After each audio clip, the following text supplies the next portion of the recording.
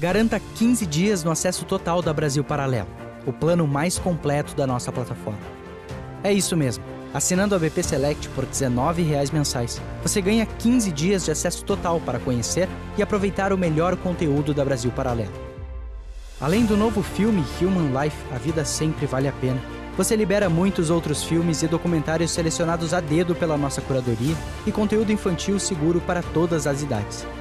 São mais de 60 produções originais e mais de 50 cursos e formações da BP Educação, incluindo os cursos O Valor da Vida Humana, Aborto, Quem é a Verdadeira Vítima, Linguagem e Filosofia Prática, Titãs da Civilização Ocidental e o Desenvolvimento Histórico do Globalismo.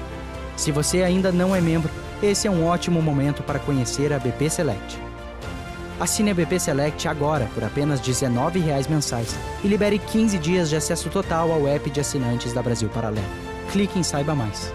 Nós contamos com você e até breve.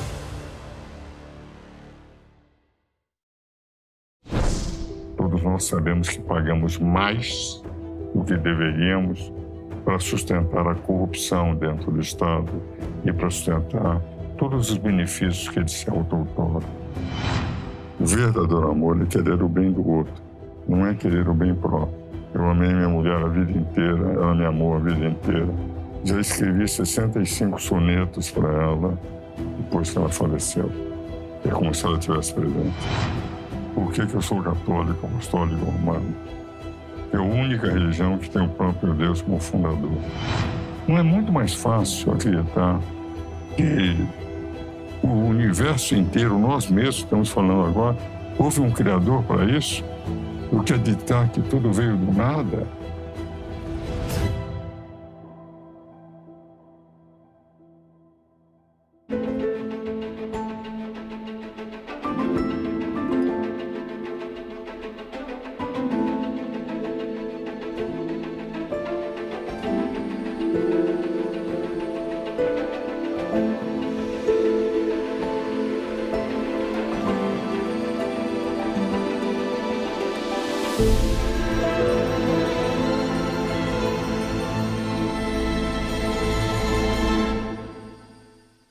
No Contraponto de hoje, eu recebo o jurista, advogado e professor Ives Gandra da Silva Martins, que é graduado em Direito pela Universidade de São Paulo e, além disso, é professor emérito da Faculdade de Direito da Universidade Mackenzie, onde concluiu o doutorado.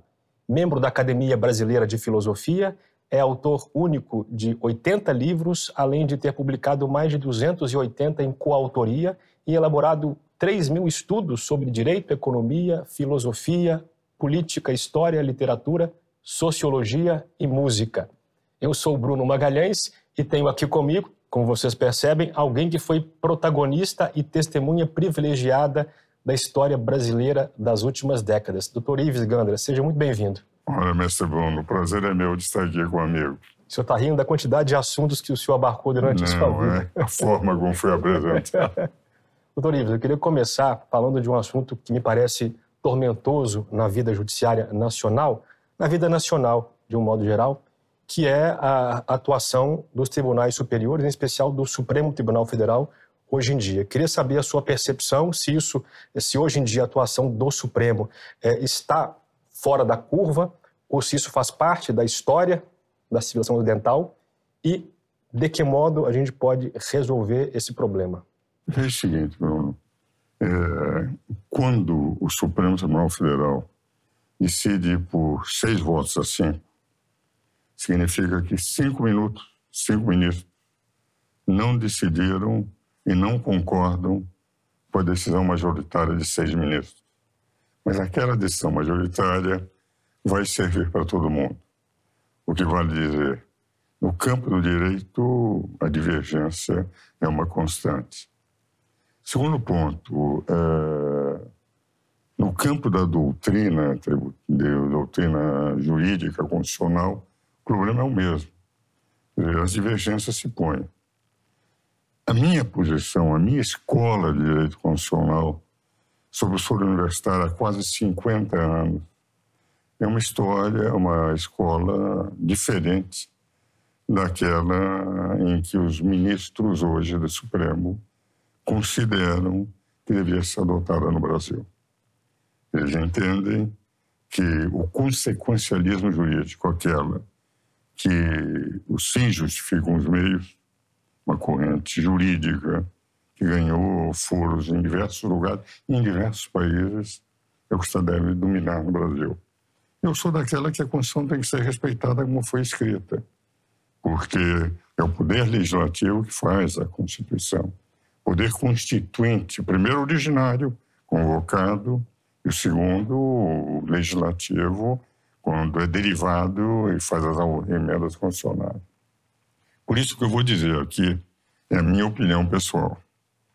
Eu participei de debates constituintes, fui convidado para audiências públicas, comentei a Constituição em 15 volumes para a editora Saraiva, o professor Celso Bastos, e expus lá a minha posição. O que eu vi na Constituinte é que quando se colocou que todos os poderes, os verdadeiros poderes, os poderes que representam o povo, eles, quando eles decidem, isto é, os dois poderes, executivo e legislativo, estão representando a posição do povo. É o que está no artigo 1º da Constituição. No artigo 2º, diz que os poderes têm que ser harmônicos e independentes. Não pode haver predominância de um poder sobre o outro. E, posteriormente, nós verificamos que, para evitar qualquer dúvida, no título da organização dos poderes, eles puseram o quê, Bruno? A definição exaustiva da competência de cada poder. O artigo 44 a 69 do Legislativo, em primeiro lugar, porque lá eu tenho a situação de oposição, os 76 ao 91, exaustivamente do Executivo, porque lá só está a maioria da nação, e, por fim, de um poder técnico que não representa o povo. Ele é obrigado a representar exclusivamente o que os outros poderes decidiram, fazer respeitá-los, que é o Poder Judiciário, do artigo 92 e 126, com competências exaustivamente declaradas. O que nós estamos sentindo hoje nessa corrente consequencialista que o Poder Judiciário adotou? É a intervenção, é a invasão de competência dos outros poderes sob a alegação da corrente consequencialista, que tem que atuar nos vácuos legislativos, que tem que corrigir rumos do Executivo, quando, na verdade, não foi isso que se discutiu durante 20 meses na Constituinte. Então, a minha divergência, e não estou entrando no mérito da competência dos ministros, mas da corrente doutrinária que eu expus nos meus livros, que eu sigo, que é respeitar religiosamente, rigorosamente os constituintes decidiram, é de que eles estão invadindo competências contra o que os constituintes de 88 desejaram. Então, me parece então que essa corrente consequencialista não é uma mera divergência, não é apenas um modo de interpretar a Constituição, mas, ao fim e ao cabo, de violá-la. Eu entendo que a corrente deles termina invadindo competências sem ter direito. Vou lhe dar um exemplo. O artigo 103, parágrafo 2 da Constituição, declara que nas ações diretas de inconstitucionalidade por omissão, isto é, quando o Constituinte declara, entende, que o Legislativo tem que fazer a lei, e tem que fazer a lei de imediato, como aconteceu em muitos casos por parte do Constituinte de 88, e se pode entrar com uma ação denominada ação direta de inconstitucionalidade por omissão, quer dizer, por omissão do Legislativo, eu posso considerar o Legislativo omisso e entrar com uma ação direta. Se o Supremo declarar a omissão do Legislativo, ele não pode legislar no lugar. Ele tem que pedir ao Legislativo para fazer a lei. Quando nós discutimos isso com o relator da Constituinte, o senador Bernardo Cabral, com o ex-presidente Supremo, meu colega de turma, o eminente jurista, esse é um grande jurista, Sidney Sanches, e o representante da Associação dos Magistrados Brasileiros, Odir Porto, num jantar em Brasília, eu sugeria que se pusesse um prazo, porque a redação dizia, pedir o Legislativo para fazer. Eu disse, olha, se vocês pedirem o Legislativo para fazer, Bernardo, e se o Legislativo levar 20 anos para fazer, nós continuamos com uma omissão. Por que não pomos um prazo de 6 meses? Daí o Sidney Francis levantou esse argumento. Disse, se eles puserem um prazo de 6 meses, e vamos admitir que o Legislativo não faça, você acha que eu, como ministro do Supremo, tenho condições de mandar prender 503 deputados à época e 81 senadores por desacato à ordem de eleição? É melhor deixar sem prazo. Mas o simples fato de tal dispositivo demonstra que nem na legislação, quando é omisso o Congresso, não pode deixar de fazer a lei por imposição constitucional, o Supremo pode fazer a lei. Nós temos visto alterações em muitíssimos casos da legislação, alteração, por exemplo, flagrante perpétuo criado pelo bom jurista, indiscutivelmente, a obra dele, Direito Constitucional, do Alexandre de Moraes, é uma obra citada no Brasil inteiro. Mas, na verdade, não existe flagrante perpétuo. Flagrante é flagrante, não pode se perpetuar só porque está na televisão. Não é? O senhor faz menção ao caso Daniel Silveira. Do Daniel Silveira. Por outro lado, quando Daniel Silveira declara o seguinte, que fez uma série de considerações absolutamente inaceitáveis. Um deputado não poderia falar o que o Daniel falou. Mas quem teria que punir o Daniel era o Câmara dos Deputados. É isso que ele que teria que responder por falta de decoro parlamentar. Não era o Supremo Tribunal Federal. Por quê? Porque o artigo 53 da Constituição fala em quaisquer palavras, atos. O que vale dizer, o quaisquer não admite qualquer exceção. E esse quaisquer foi uma adição recente, né? Como? Esse quaisquer foi uma adição recente, ou seja, foi, mostrando da a emenda vontade... 35, mais do que isso. Eles não queriam colocar isso. Foi o Zé Roberto Batoc, foi conselheiro da Ordem, deputado federal, que falando com a Bianca, o que tinha apresentado, nós fizemos um programa da televisão, os dois, e ele contou isso durante o programa. Disse, nós temos que pôr quaisquer para que nunca haja, porque não é um deputado que lá está. Lá está 20 mil, 30 mil, 50 mil brasileiros representados pelo advogado. Quando eu prendo um deputado, eu estou atingindo 50 mil brasileiros, 30 mil brasileiros, 20 mil brasileiros. Que ele é o representante. E foi essa a razão de pôr no artigo 53 da Constituição, né, pela emenda 35, que ele é inviolável em quaisquer manifestações. E o que ocorreu? Foi a prisão dele. E aí também o Legislativo foi culpado. Porque quando o Supremo pediu, depois de ter prendido, depois dele ter sido preso, autorização para se poderia manter ou não a prisão, a Câmara dos Deputados, inacreditavelmente, em vez de competência de puni-lo é nossa, autorizou, o que, de certa forma, os dois poderes erraram, violentando o artigo 53 da Constituição. Mas está havendo o que eu brinco, aliás, não sou eu, a frase do ex-presidente do Tribunal Regional Federal da Terceira Região, Fábio Preto, a Constituição está sendo reescrita, o Código Penal está sendo reescrito pelo Supremo Tribunal Federal. Essa ideia do consequencialismo de, enfim, todos eles bem intencionados, na sua concepção, de estarem mudando aquilo que eles acham que está errado no Poder Legislativo, errado no Poder Executivo. Vou dar um outro exemplo. O exemplo da ministra Rosa Weber, ministra muito séria, muito respeitável, etc. Mas, nesse caso, da continuação de um processo contra o presidente em relação à vacina Covaxin... Em que ela rejeitou o arquivamento do PGR? Aquele arquivamento. Por quê? Não houve compra da vacina. Só havia um depoimento daquele cidadão que estava querendo se livrar da acusação que tinha sido, entende, o irmão envolvido, coisa semelhante no depoimento. Pá. A polícia examinou, não encontrou nada. O Ministério Público não encontrou nada. O que fez o Procurador da República? Entrou dizendo que não havia razão. Primeiro, não havia compra, não tinha havido prejuízo nenhum para o governo.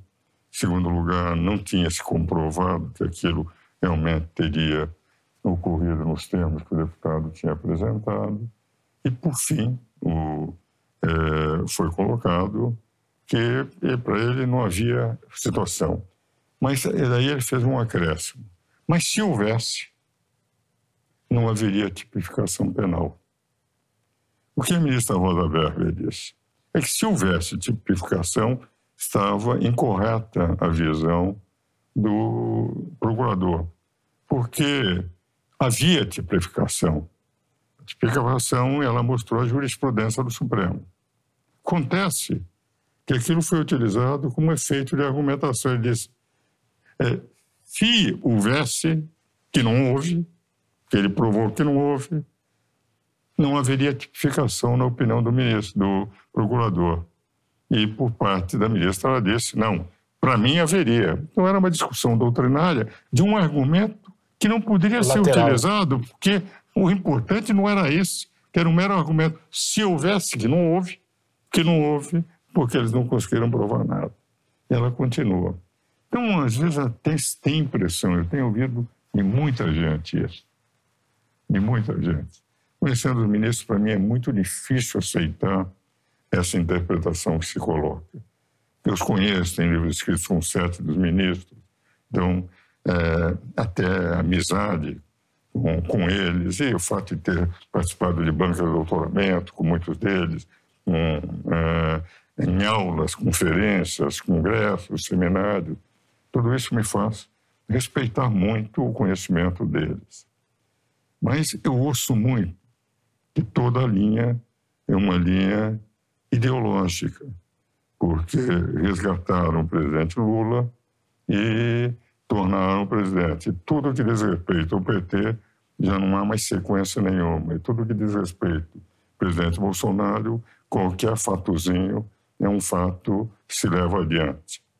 Eu não posso acreditar nisso, porque conheço.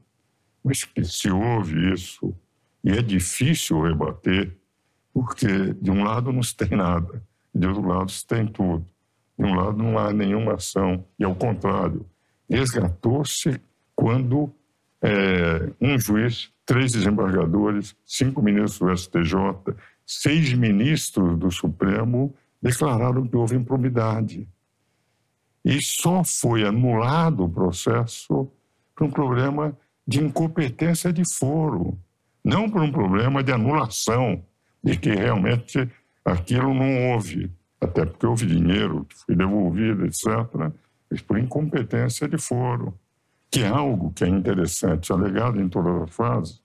Qualquer aluno de direito sabe que a primeira coisa que um juiz faz é saber se ele é competente ou não para julgar.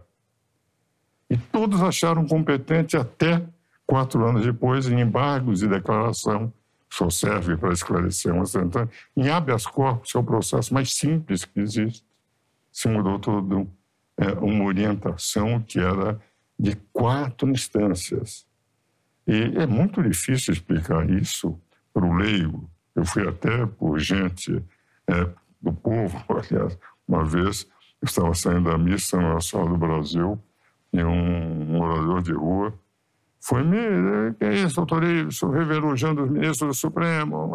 Eu disse, mas eu critico também. Ele disse, não, eu não aceito. Porque é difícil ensinar, mostrar para eles que eles têm conhecimento, que são conhecedores de direito. Então, fica uma impressão com que dialogar e mostrar, não, eu conheço, é difícil, porque eles têm a impressão que é uma posição ideológica da Suprema Corte, que eu, enfim, com 63 anos, conhecendo todos os Supremos, tendo feito sustentação no Supremo Tribunal Federal, muito antes do nascimento do ministro Cássio, do ministro André Mendonça, do ministro Toffoli, do ministro Alexandre de Moraes, que foi em 62, eu, evidentemente, não custa aceitar uma argumentação que seja ideológica, mas que os fatos são difíceis de contestar, são. Mas não só os leigos hoje estão perplexos com a situação. Quem é do direito também fica perplexo em diversas situações. Esse fato que o senhor mencionou, decisão da ministra Rosa Weber, queria entrar um pouco mais a fundo nisso. O Supremo sempre disse que o arquivamento de uma investigação pelo PGR, a última autoridade do Ministério Público, é irrecusável. E a ministra Rosa Weber devolveu o inquérito ao PGR para providências cabíveis. Se o senhor fosse o PGR e recebesse essa decisão, o que o senhor faria? Eu devolveria, só queria saber quais providências que posso fazer, porque as que tinha que fazer eu fiz. Teria que ser um jogo de devolução. E quais são as providências cabíveis? As providências eles tomou. Eu tenho que admitir que eles fizeram tudo, que eles não são incompetentes, estão nessa função. Então, não tem outras providências a serem tomadas. Então, devolveria e peço que esclareça quais são as providências que eu tenho que tomar. Tem uma anedota que circula, o senhor deve conhecer certamente, que um juiz no interior mandou o inquérito para o promotor para denúncia. O promotor devolveu. Denuncie Vossa Excelência. Doutor Ives, com frequência a sociedade brasileira discute os critérios para a nomeação de ministros do STF. Hoje, como está na Constituição, quem indica é o chefe do Executivo, cidadãos brasileiros entre 35 e 65 anos de idade, enfim, com os critérios que estão lá. E esse cargo é vitalício. O senhor acredita que esse critério é o mais adequado ou acha que isso pode ser modificado para melhor de alguma forma? Eu acho que tem que ser modificado. Tem que ser em que ponto? Durante a Constituinte, porque o Bernardo Cabral, nós éramos, antes dele ser senador, quando era presidente do Conselho Federal, quando era conselheiro do Conselho Federal, eu era conselheiro, fui conselheiro da Ordem aqui de São Paulo durante todo o período de redemocratização, de 79 a 84, depois de 87, 88, quer dizer, 85, 86, eu presidi o Instituto dos Advogados de São Paulo. Então, fiz uma amizade muito grande, e ele até hoje, nós temos uma amizade grande, e até hoje ele é meu conselheiro do Conselho Superior de Direito da FEComércio. Ultimamente não tem viajado tanto, por causa da idade, tem 90 anos, como eu também não tenho viajado no conselho que ele tem, então, que ele dirige, que é o Conselho Técnico da Confederação Nacional do Comércio, do qual eu participo, pelas minhas dificuldades dos 87 anos, artríticas. Então, mas o Bernardo Cabral, o contato está limitado, nós conversamos pelo menos de 15 em 15 dias durante a Constituinte, entende? Então, se nós examinarmos a questão de como é que foi colocado, como é que nós discutimos, entende? Nós vamos verificar isso absolutamente como está feito. Eles resolveram manter o que havia na Constituição de 91. O argumento que eles me deram quando eu apresentei ao Bernardo a minha proposta, ele disse, não, mas desde 91, o Sidney Sanches, que era o que mais estava presente pelo Supremo na Constituinte, os outros, não, vamos manter um esquema que sempre foi assim e, enfim, o Brasil, mesmo no tempo do regime de exceção, era muito respeitado, o Supremo Tribunal Federal, entende? Eles, ministros como Moreira Alves, Cordeiro Guerra, etc., Galotti, ministros respeitadíssimos, Janeiro de Silveira. Agora, a proposta que eu fiz foi a seguinte. O Conselho Federal da Ordem indica 6 nomes, que é o órgão máximo da advocacia. O Conselho que estávamos criando, Ministério Público, Estadual e Federal, indicariam 6 nomes. 3 nomes pelos procuradores de Estado e 3 pelos procuradores federais. E os 3 tribunais superiores indicariam 6 nomes. 2 o Supremo, 2 o STJ, 2 o TST. O presidente receberia 18 nomes, indicados pelas 3 instituições que coordenam, porque o judiciário não existe sem advocacia, a advocacia não existe sem o judiciário e o Ministério Público não existe sem o judiciário. Há uma interligação das 3 instituições. ele recebia das 3 instituições, pela cúpula, os 3 tribunais superiores, a cúpula do Ministério Público, a cúpula da advocacia, 18 nomes. Escolheria aquele que tivesse mais indicado com a sua ideologia, com a sua maneira de pensar, mas seriam as autoridades indicando grandes nomes, porque sabiam que estavam indicando. O presidente escolhia um de 18 nomes escolhidos pelos operadores de direito. E manter-se-ia o 5º constitucional. Dos 11 ministros, 8 viriam da carreira de magistrados e 3, essa é a minha proposta, de carreira de advogados do Ministério Público, com alternância, quando saísse 2 do Ministério Público, saísse do Ministério Público, seriam 2 da advocacia e do Ministério Público. A reação foi simples, não dá, isso, nós não vamos mudar, isso existe desde o modelo americano, e tal. Resultado, ficou como uma espécie de wishful thinking, é o que eu gostaria que não foi. Mas eu estou convencido que é uma fórmula 1000 vezes melhor do que a atual. E quanto ao caráter vitalício do cargo, o senhor acha que deve continuar sendo assim? Deve ser mandato? Se nós adotássemos essa fórmula que eu estou sugerindo, eu acho que valeria. Porque pega, por exemplo, a Constituição boliviana, em que o cargo não é vitalício. Então, tem uma eleição permanente. Então, qualquer indicação de ministro, entende? A eleição, porque lá é a eleição, entende? É um problema sério, porque é todo. Esse aqui mesmo no Brasil, quando há uma vaga, todos os trabalhos, entende? Para o preenchimento. Se nós tivéssemos essa renovação, nós estaríamos constantemente com dificuldades, entende? A todo momento em que estaria se renovando. Eu preferiria uma escolha entre um quadro de grandes nomes indicados pelos operadores de direito, mas mantendo a vitaliciedade. Nos Estados Unidos se mantém, muitos países mantêm a vitaliciedade com uma tranquilidade enorme. O grande problema é que o judiciário do Brasil passou a ser um protagonista político, o que não acontece nos outros países. Se nós não tivéssemos, digamos, uma intervenção permanente da Suprema Corte na atuação dos outros 2 poderes, nós não teríamos essa preocupação que hoje se tem de mudar a forma de indicação dos ministros. Eu tenho a impressão que na esmagadora maioria dos países, os países que eu conheço, os países mais civilizados, aqueles cujas constituições eu fui obrigado a estudar para preparar e escrever com a nossa Constituição, nós sempre começamos com o direito anterior e o direito comparado para aquele dispositivo, para depois comentarmos o dispositivo. Os países civilizados, a vitaliciedade é, digamos, um elemento... existem exceções, mas a maioria dos países adotam vitaliciedade. Com o meu sistema que eu sugeri, de uma indicação de operadores de direito, nós teríamos uma tranquilidade, que houve sempre. Até no tempo dos militares, nós tivemos excelentes indicações. Por isso que eu não chamo de um sistema e tal. Foi um regime de exceção, entende?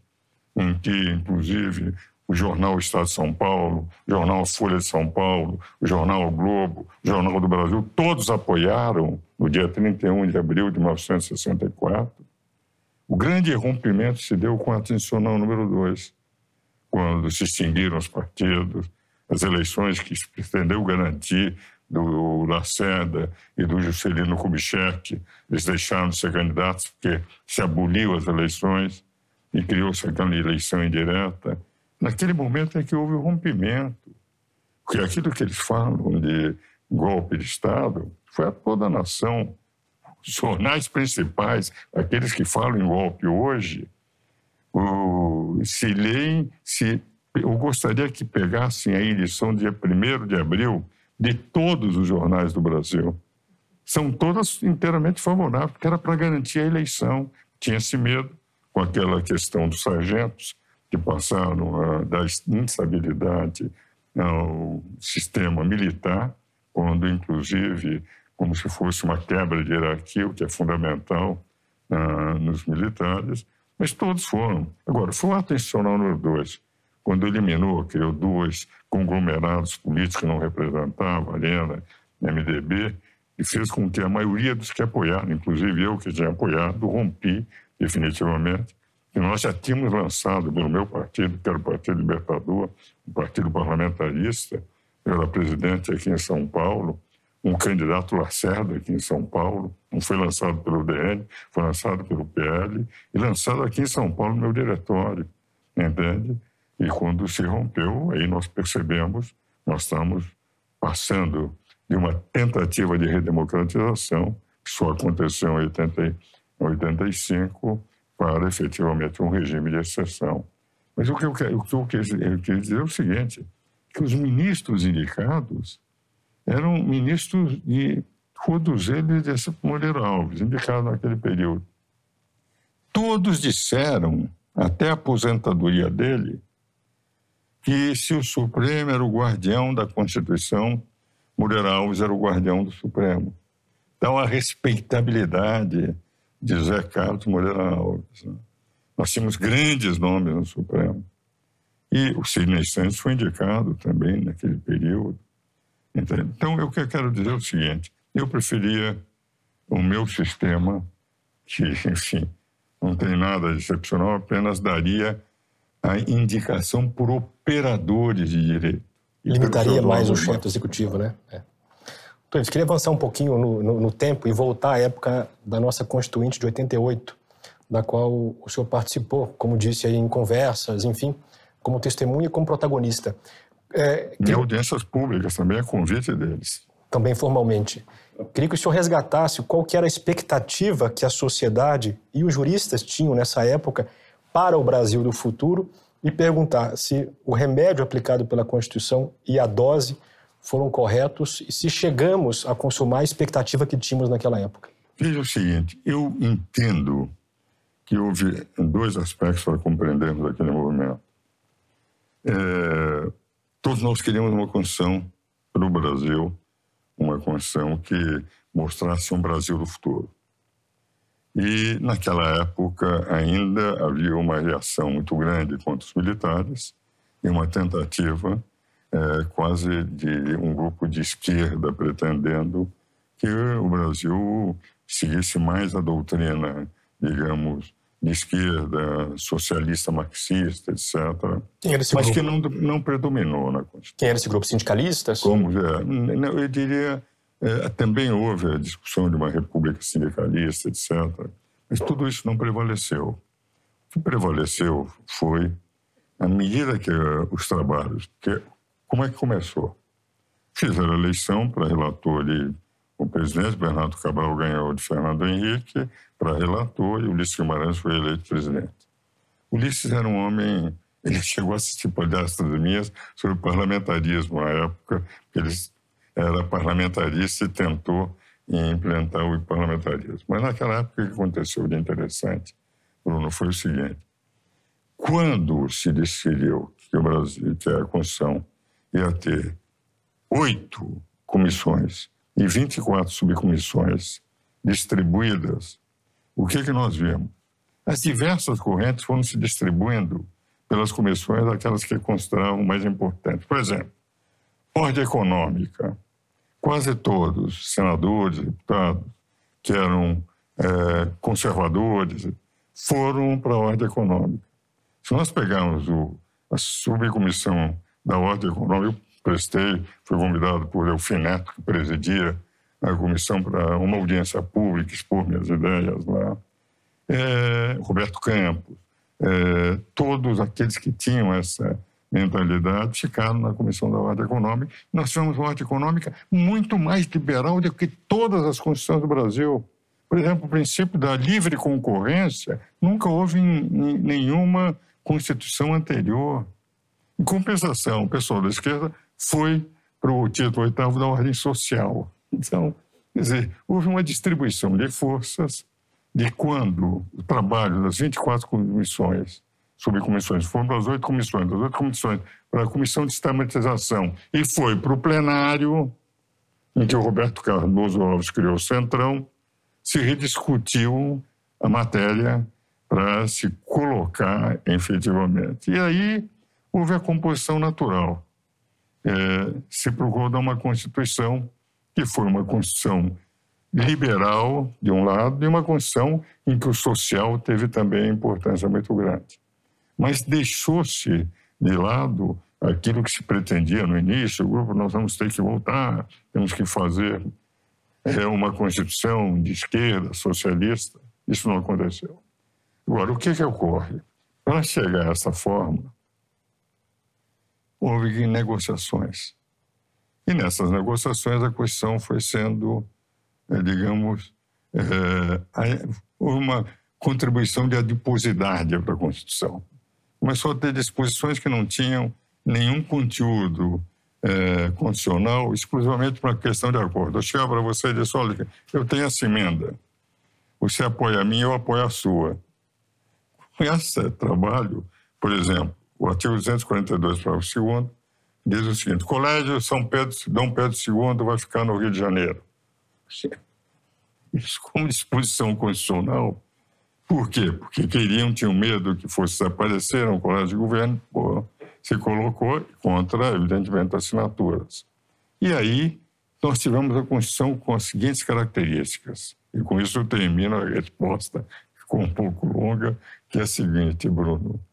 Uma Constituição que na espinha dorsal é muito boa, isto é, equilíbrio de poderes, poderes com competências exaustivamente declaradas, poderes, inclusive, que cada um deveria respeitar o outro, que vínhamos de um regime em que o executivo mandava sobre os outros dois.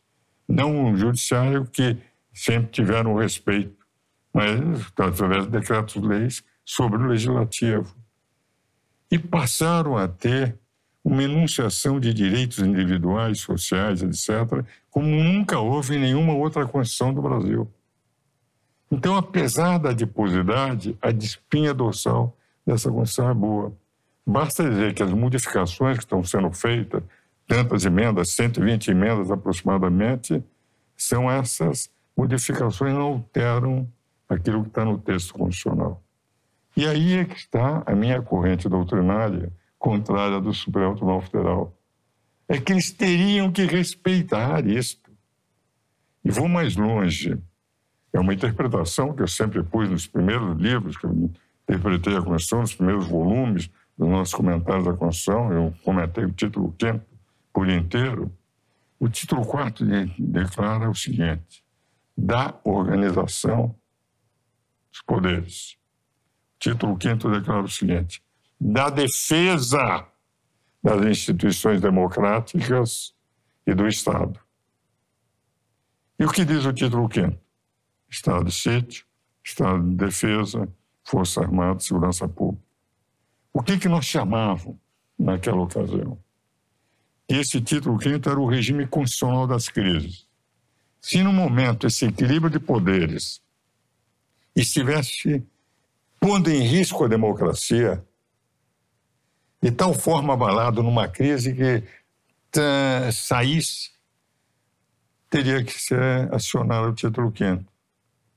E no diz respeito ao artigo 142, que houve uma interpretação absolutamente distorcida do que eu sempre escrevi desde 1989. Quando se diz que as funções das Forças Armadas, defesa da pátria, garantia das instituições e, por solicitação de qualquer poder, repor a lei e a ordem, só poderia ser acionado o 142 se numa divergência enorme um dos poderes pedisse às Forças Armadas para repor naquele ponto. Vamos admitir, por exemplo, esse caso do Daniel Silveira.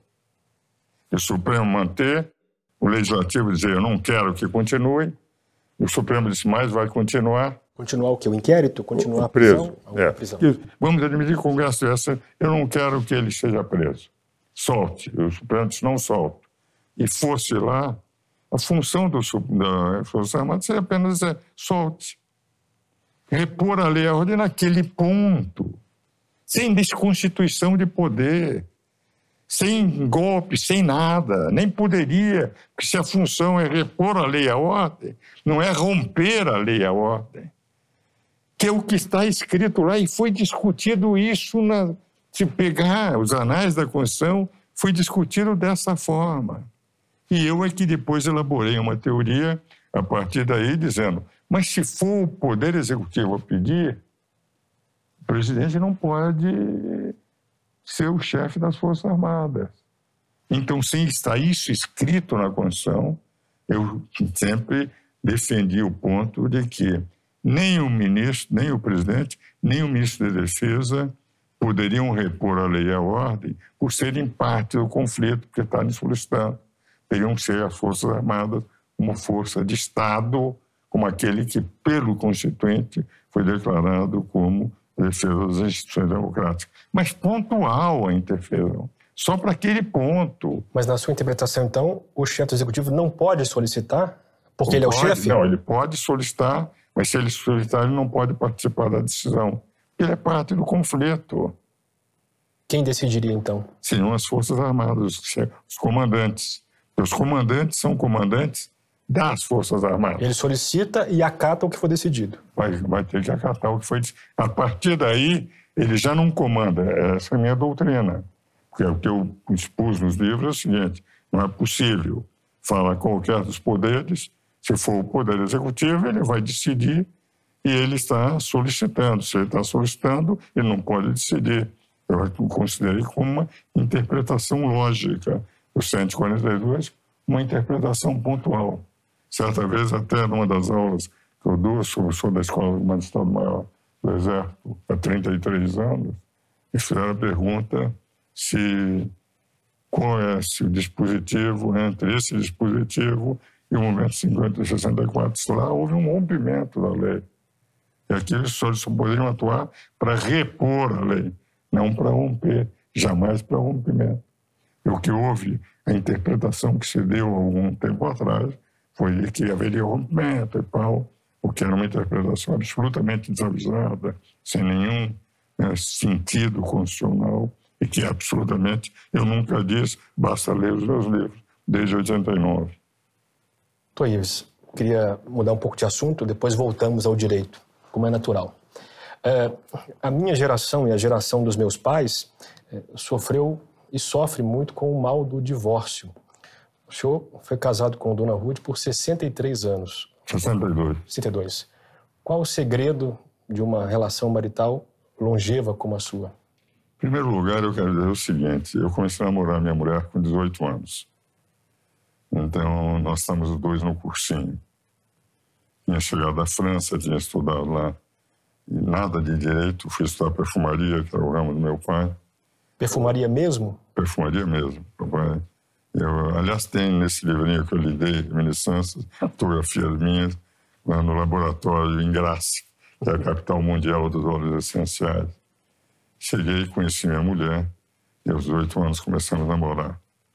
Namoramos até ela falecer, 67 anos de namoro.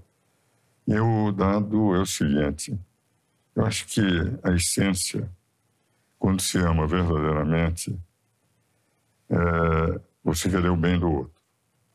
Normalmente, os namoros sempre começam com um pouco de fraude.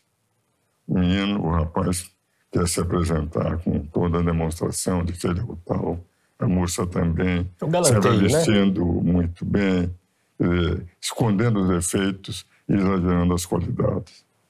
Mas a verdade é a seguinte, que à medida que vai se conhecendo melhor, o verdadeiro amor é querer o bem do outro, não é querer o bem próprio.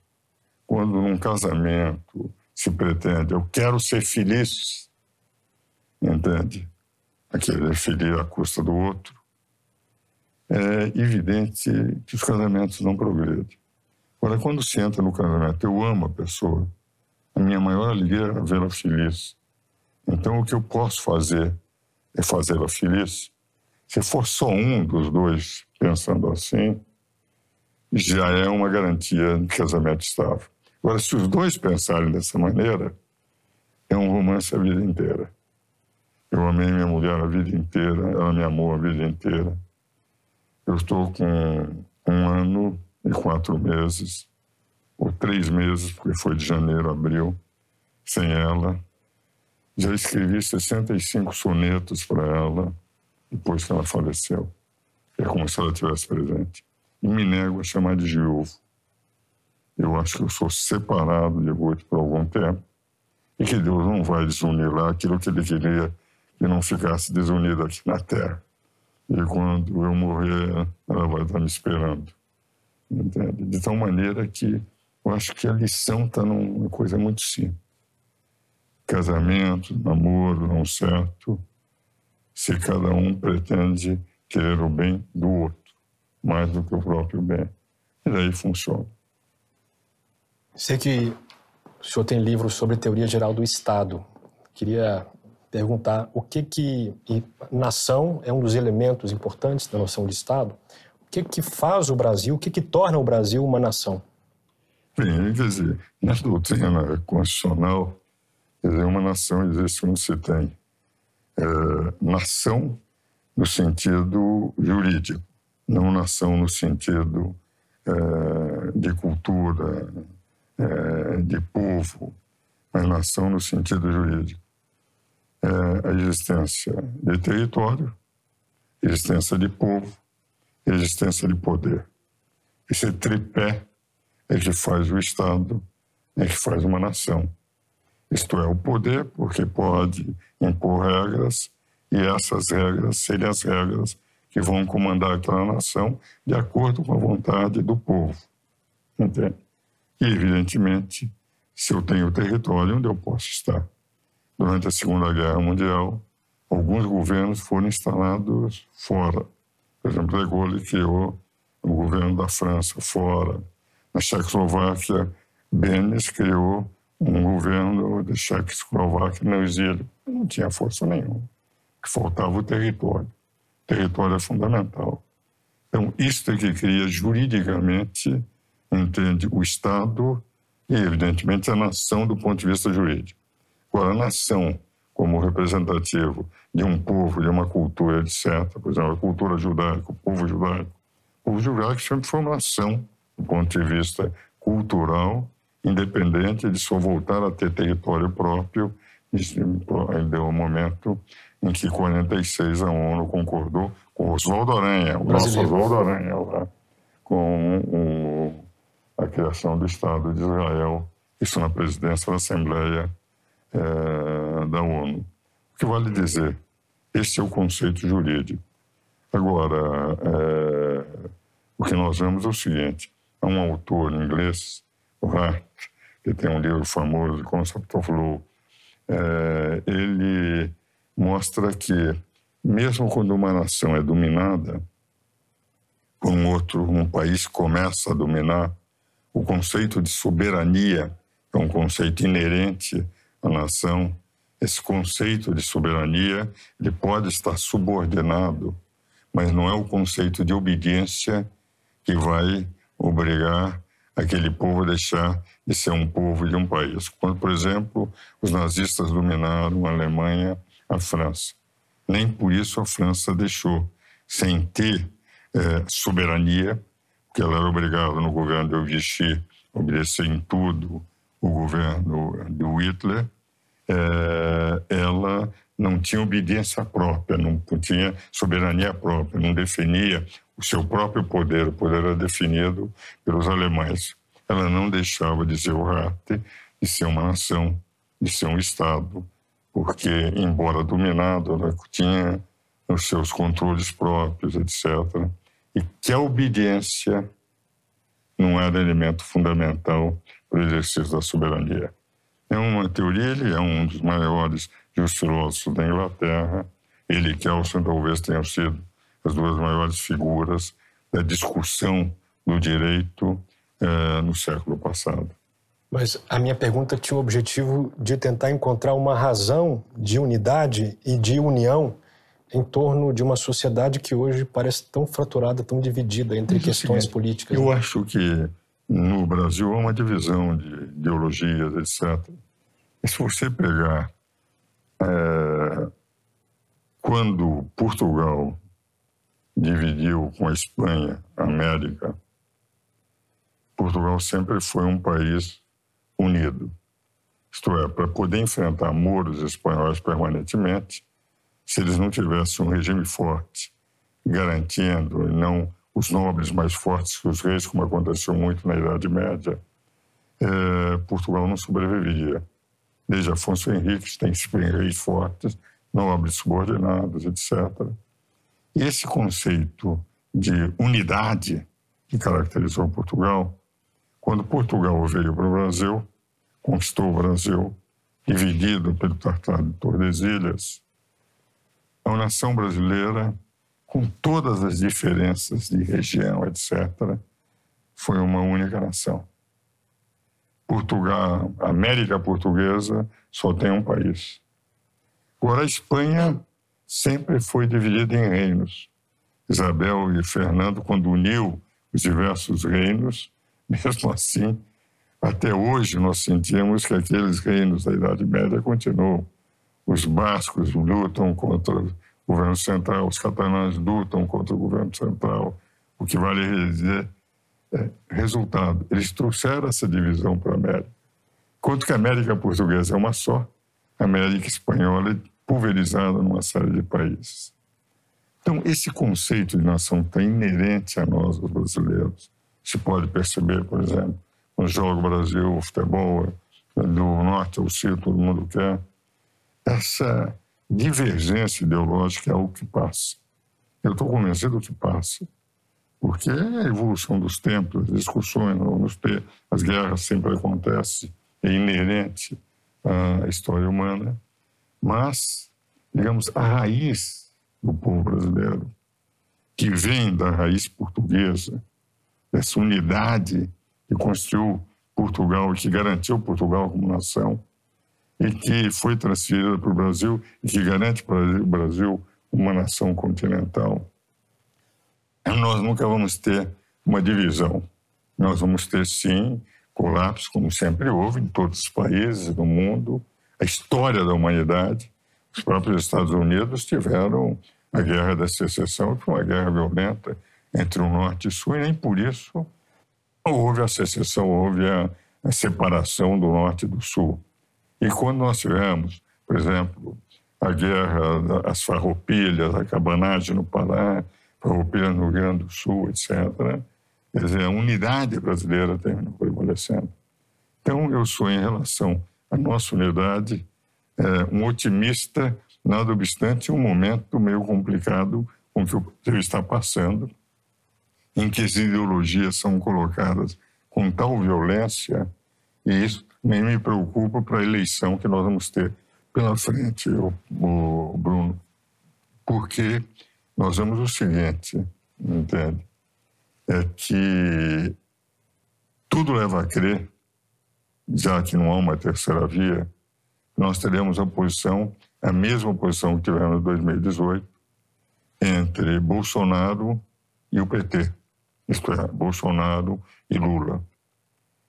E isto colocado não em termos de propostas de um e outro, mas em termos de uma violência. Não eles têm as suas propostas, os seus programas, etc. Mas dos seus eleitores, daqueles que estão apoiando, de uma radicalização de posições, de ataques que são feitos de um lado e de outro. E isso me preocupa no sentido de um certo esgarçamento da posição de projeções, até porque, como, enfim, tudo leva a crer um certo equilíbrio que vai levar a um segundo turno, entende? Esse esgarçamento vai ter que ser costurado no futuro, mas pode não levar tão pouco tempo como nós desejaríamos.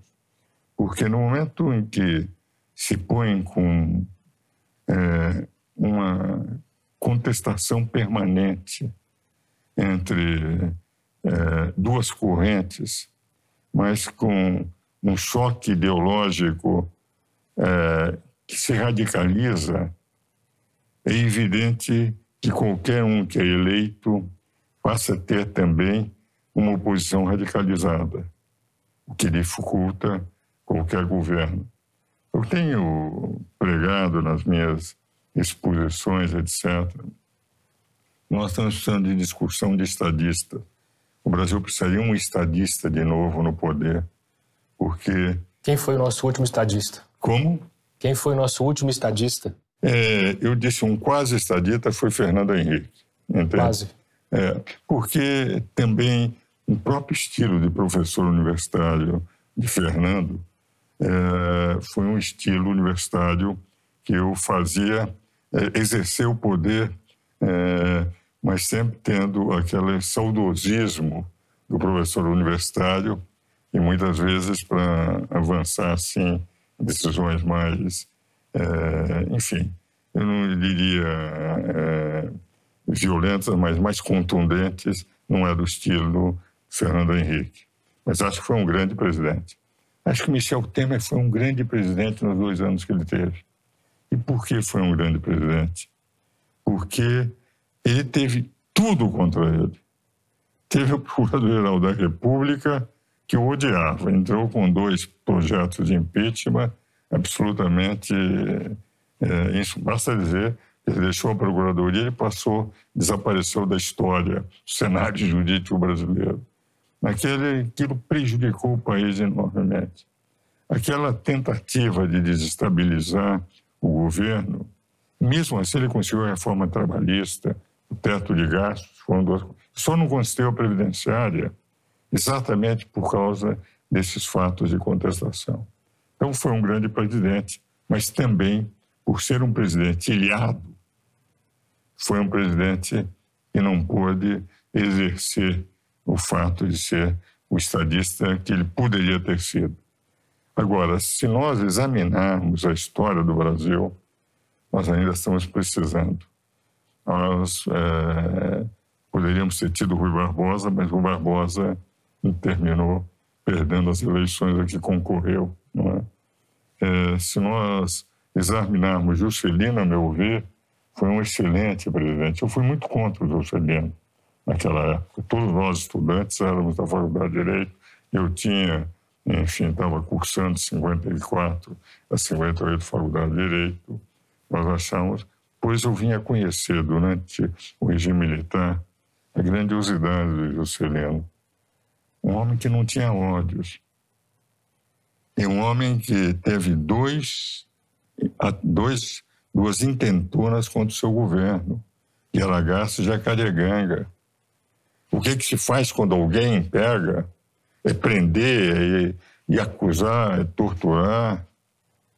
Ele anistiou todos os militares da aeronáutica que tinham em Aragarças e Jacareganga, eles tomaram Santarém, ficaram dominando aquela região até serem vencidos. E para mostrar a grandiosidade do seu coração, ele anistiou a todos, para mostrar que o Brasil não é um país de ódios. Hoje, eu reconheço que eu tinha uma visão completamente errada do Juscelino quando eu o combatia, entende? Então, dentro dessa linha, eu tenho a impressão que ainda nós estamos em busca de um estadista.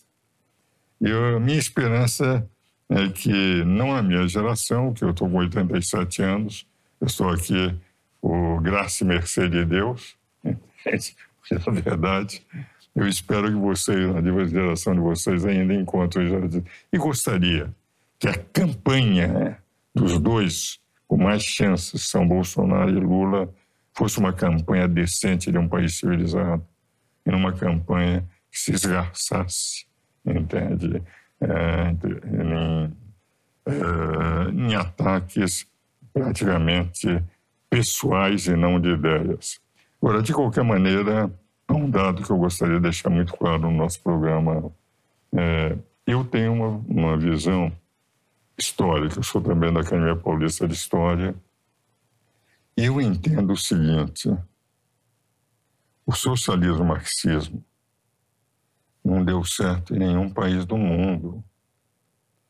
A China, que todo mundo diz, não, é marxista. Nós temos o capitalismo mais selvagem na China. A China tem a economia liberal, mais liberal de todas as economias do mundo.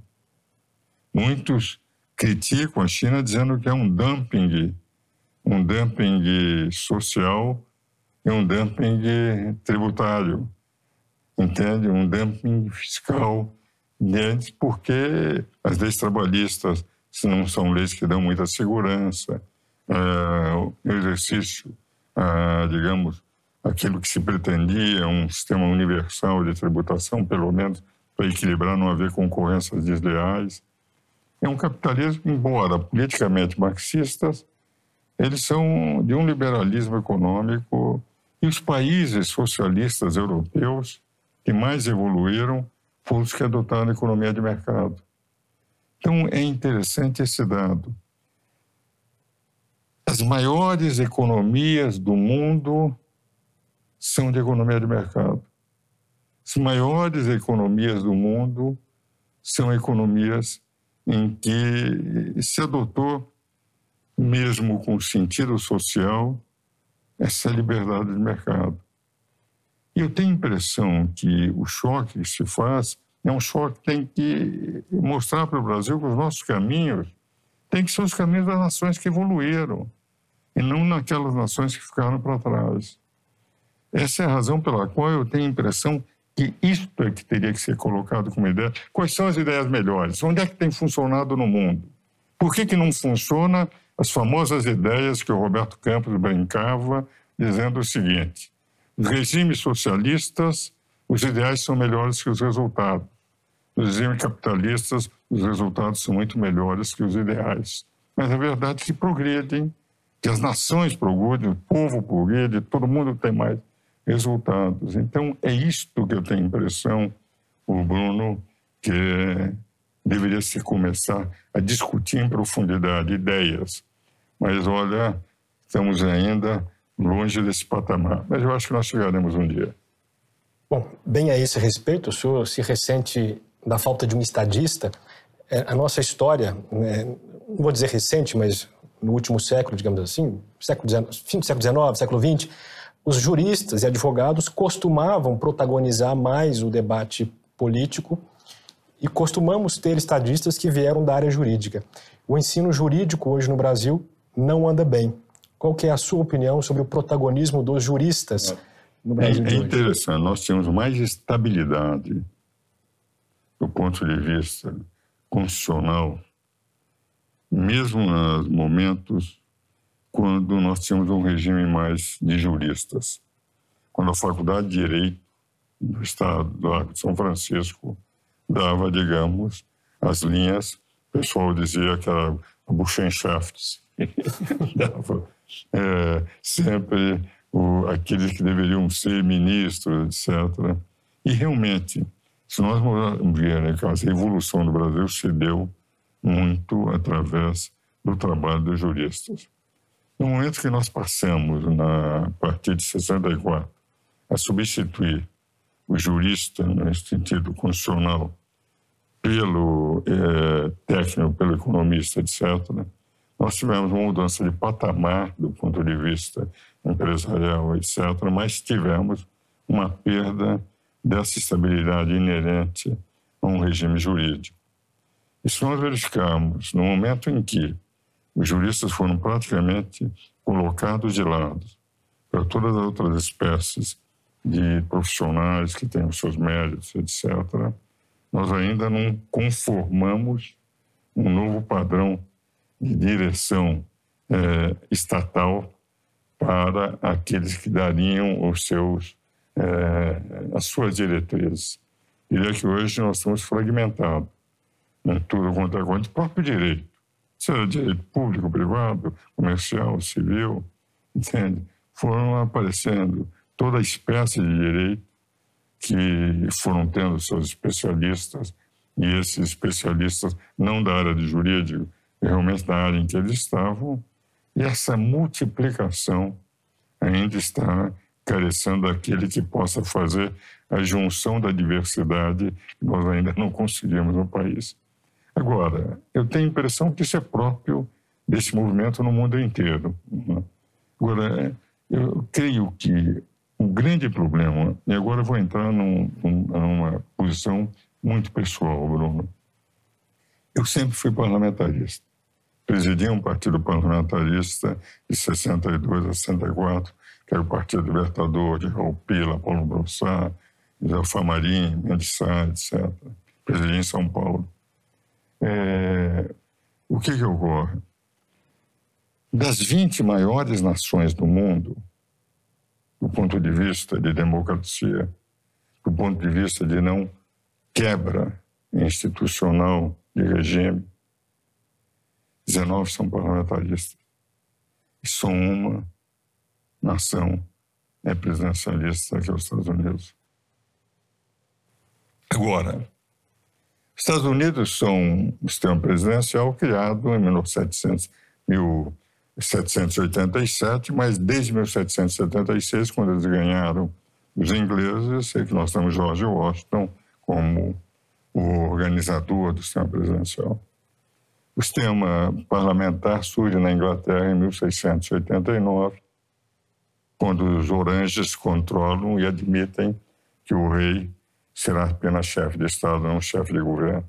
Tinha havido a Revolução de Cromwell, problemas seríssimos da monarquia antes, reis degolados, entende? Então, agora, o que caracteriza o presidencialismo americano? É que o presidencialismo americano tem tanto do parlamentarismo inglês que quantos partidos você tem na Inglaterra? De rigor, conservadores e trabalhistas. Quantos partidos você tem nos Estados Unidos? Os democratas e os republicanos. Se você verificar, até nisso, os americanos que seguiram os ingleses mantiveram dando uma força ao parlamento, ao orçamento, quando se discute orçamento lá. Por que eu acho o parlamentarismo fundamental? Porque no parlamentarismo, quando se vai discutir o orçamento é discutido pelo primeiro-ministro que apresenta o orçamento como chefe de governo. Quando eles discutem, tem situação e oposição. Pode ter 5, 6 ou 7 partidos, há 2 grupos, situação e oposição, que, se não aprovarem o orçamento, cai o primeiro-ministro. É uma responsabilidade, eles não podem fazer orçamento. No presidencialismo, o que acontece? O presidente manda um orçamento, para fazer o orçamento, aprovar o orçamento, tem que se fazer todo tipo de concessão, porque nenhum deputado é responsável. Cada um quer tirar o seu pedaço do orçamento, que é a responsabilidade do executivo, não é do parlamento. O parlamentarismo, há uma responsabilidade do governo com o parlamento. No presidencialismo, o presidente tem que negociar de tudo quanto é forma. Você ouviu? No Brasil tem uma multiplicação de partidos, como contava com as carruagens, na época de Voltaire, eles trocavam muda de cavalos em cada posto. Nós mudamos de partido. Hoje dizia um jornal que de 7 em 7 dias um deputado muda de partido no Brasil, o que é um absurdo, porque você não tem partidos políticos. Aí eu digo, no dia que nós tivermos o parlamentarismo, nós vamos ter menos partidos. E o Brasil não tem partidos políticos porque não tem o parlamentarismo. Não é o Brasil não pode ter o parlamentarismo porque não tem partido político. O Brasil não tem partido político porque não tem o parlamentarismo. O parlamentarismo obriga a formar o chefe de governo com uma base de sustentação que tem que ser fiel. Então, dentro dessa linha é que eu entendo de que, enquanto nós tivermos o presidencialismo, nós vamos viver sempre nesse sistema gangorral. Porque o presidencialismo é o maior fracasso da América Latina. Você teve golpe de Estado na Argentina? Você teve golpe de Estado no Uruguai? Você teve golpe de Estado no Paraguai? Você teve golpe de Estado no Chile? Você teve golpe de Estado no Peru? Você teve golpe de Estado no Equador? Você teve golpe de Estado na Venezuela? Você teve golpe de Estado no Brasil? Na Colômbia? Por quê? Porque não dá estabilidade. Então, por isso é que eu acho que nós estamos discutindo tudo isso, mas enquanto nós não tivermos parlamentarismo, ou semi-parlamentarismo, que o Michel Temer, meu amigo Michel Temer, chama de semi-presidencialismo, mas é o semi-parlamentarismo da França, de Portugal.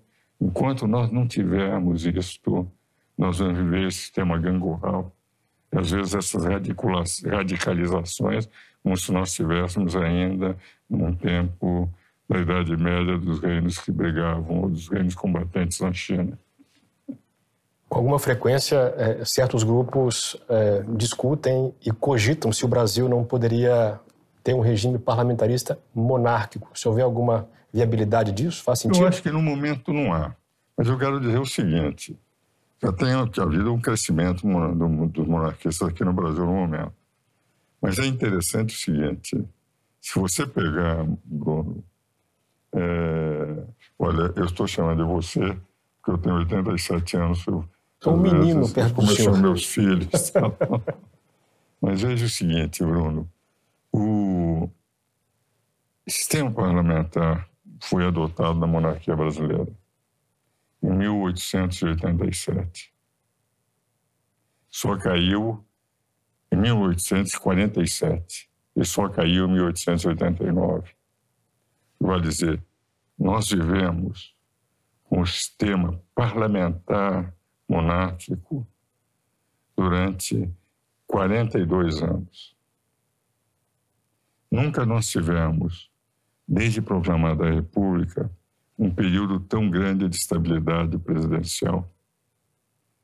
De 89 a 30, nós tivemos 41 anos. Mas, na verdade, não era o presidencialismo, era uma ditadura. São Paulo e Minas definiam como queriam quem ia ser o presidente da República. Contra isso, Getúlio se revoltou. E ficamos 15 anos com uma ditadura. Tivemos novamente uma democracia de 46 a 84. Depois tivemos um regime de exceção militar. Nós entramos aqui e estamos vivendo, desde que conseguimos a aprovação da Constituinte, presidente, mas já tivemos 2 impeachments presidenciais. O que vale dizer, é um sistema de sustos permanente. Parlamentarismo não é. Eleito o gabinete, o primeiro-ministro, chefe de Estado tem determinadas responsabilidades. Essa é a tese, a proposta, eu gostei muito do Samuel Moreira. Ele fez uma PEC sobre o que ele chama de semipresidencialismo, mas é um sistema muito semelhante a Portugal e a França, entende? Eu acho que nós evoluiríamos fantasticamente se adotássemos esse sistema. Quando não adotarmos, nós vamos ter a permanente multiplicação de partidos. Nasce e desaparece de uma forma, fazem uniões, fazem coligações, depois as coligações são perdidas, fazem federações, vão criando todas as formas possíveis e um estelionato eleitoral permanente. Veja o seguinte, todo deputado que muda de partido sem ter tido votação própria para ser deputado e precisou utilizar os restos partidários para poder se eleger, faz um estelionato eleitoral. Que aqueles eleitores de um outro partido que poderiam não concordar estão vendo seus votos serem levados, porque é os votos desses eleitores que estão sendo levados. Ora, isto no sistema parlamentar, todos os grandes países, esses 19 partidos, que Lígia Pirrac põe um livro Democracy que ele escreveu em 84, mostrando a importância do sistema parlamentar sobre o presidencial, com 18 alternativas diferentes para mostrar a superioridade. Todos os países têm um pequeno número de partidos, e partidos permanentes, o que não acontece no Brasil. Você sabe quantos partidos nós tivemos desde 88 até agora? É uma legião, eu tenho a impressão, mais de uma centena de partidos. Mas que eu ia chutar, mais de 100 certamente. Tranquilamente. É uma multiplicação, entende? Eu tenho a impressão, no meu ver, o Brasil teria uma evolução muitíssimo mais rápida se nós tivéssemos parlamentarismo ou semi-parlamentarismo. E o parlamentarismo monárquico tem uma vantagem do ponto de vista histórico.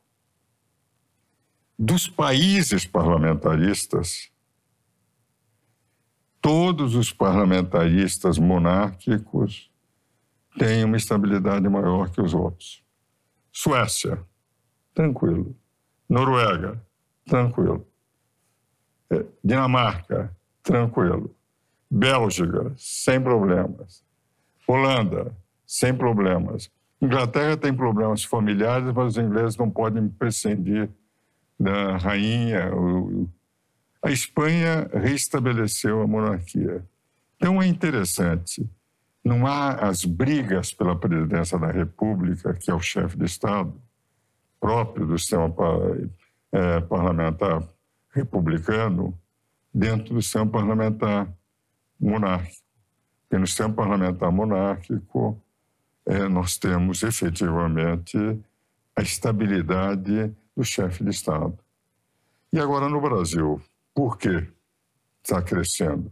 Porque, de repente, aparece um deputado federal que é realmente extremamente talentoso, o Dias Bragança de Orleans, eu acho que é esse, o Luiz Felipe. Já esteve aqui no programa. E ele apresenta um modelo constitucional muito bem escrito.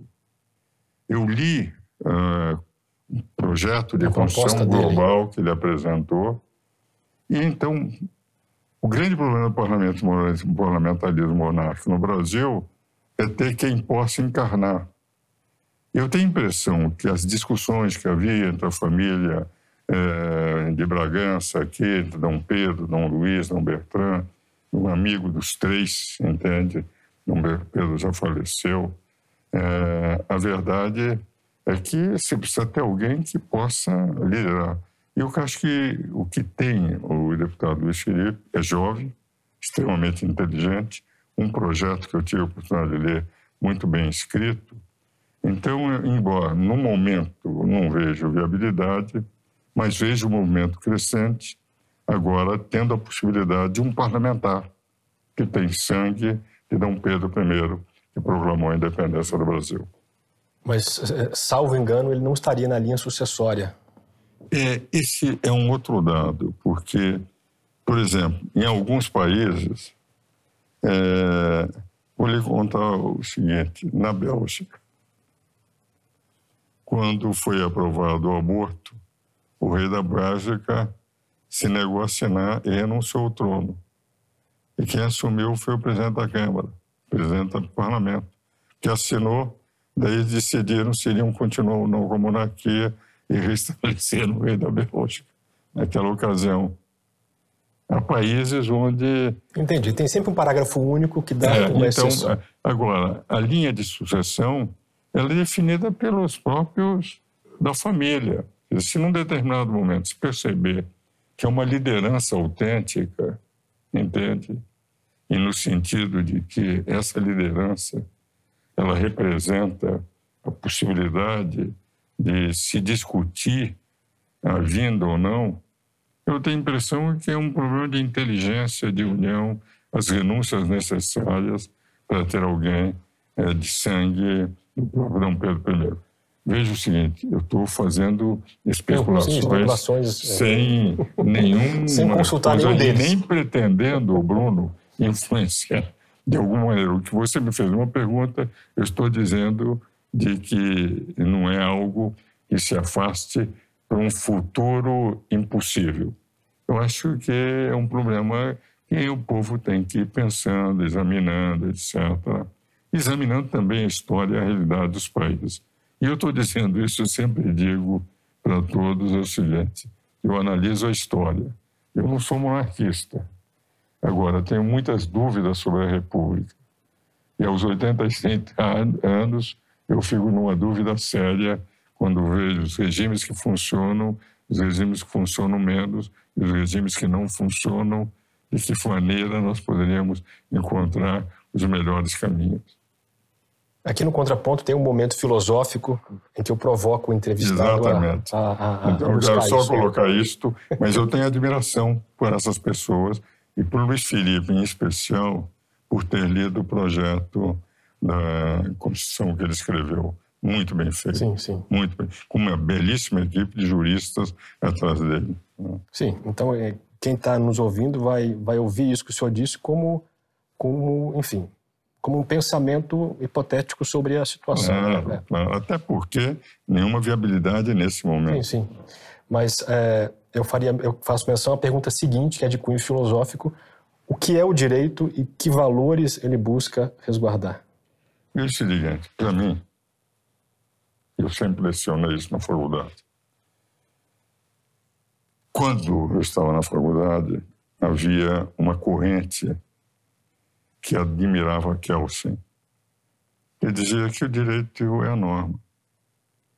O importante no direito é o poder de garantir a norma, a sanção. Que, fundamentalmente, a norma pura é o único objeto do direito. O resto é objeto de outras ciências.